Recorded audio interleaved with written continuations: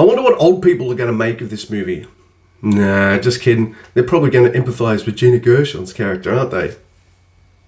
Emily the Criminal. It is a movie written and directed by John Patton Ford. Stars Aubrey Plaza, Theo Rossi, and Gina Gershon.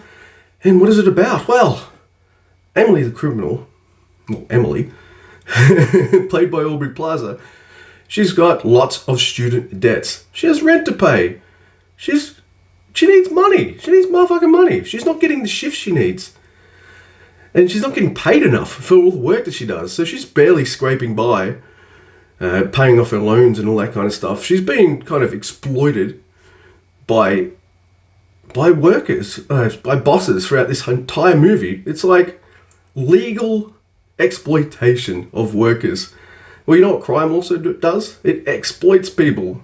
But what Emily finds out is not only does crime exploit people, it fucking pays. So there's something intense about watching a quote-unquote normal person who goes from, trying every legal means to make it and it's just not working, then turning to a life of crime. She turns to credit card fraud? She turns to credit card fraud. And it's really interesting to see her go from like, oh my god, this is really scary, to, yeah, I got this is fine. So it's really, really interesting to see her dip her toes in, get that rush, that exhilaration, and then how she deals with these criminal enterprises when the shit hits the fan and what happens with that. This movie is 90 minutes, and thank you. You want a movie that is all killer and no filler, great characters, great story, simple, easy to follow, no fucking bullshit, no slow moments.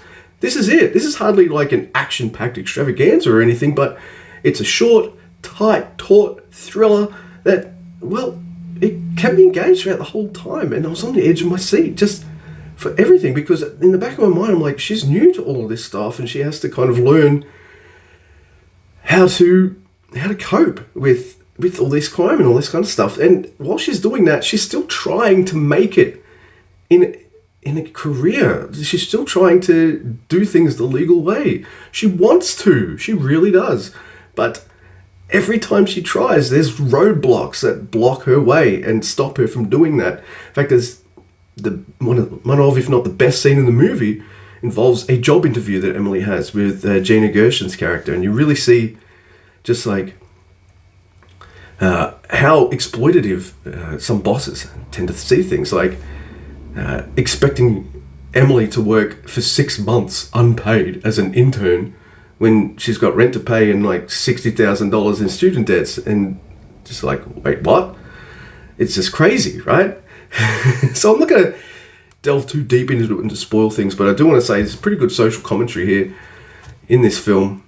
I kind of relate to it in some respects because I've been a casual worker where I'm not getting any shifts, and I'm like, oh great, I've got a 3-hour shift. That's going to fucking pay the bills and all this kind of stuff. So it does happen.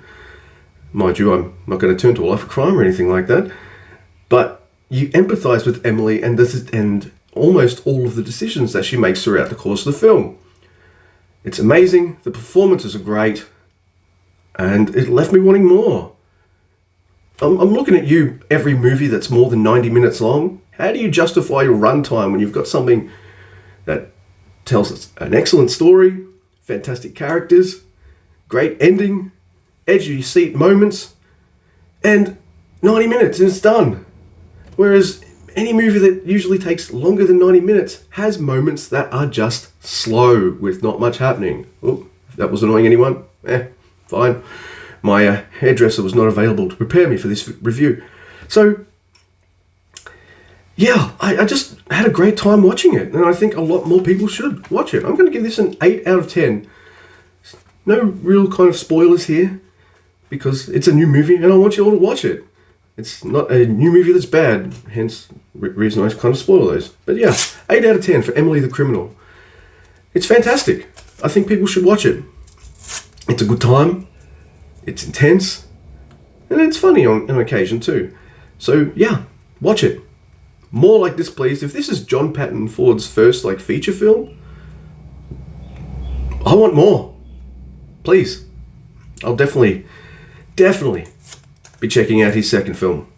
Fantastic stuff.